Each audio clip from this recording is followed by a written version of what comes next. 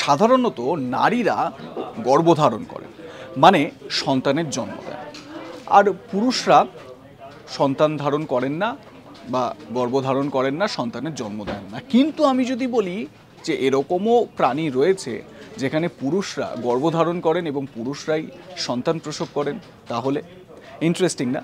এবারে বলি, সমুদ্রের নিচে একটি প্রাণী সি হর্স। এই সি হর্সরা সাধারণত মানে পুরুষরা তারা সন্তানের জন্ম দিয়ে থাকে।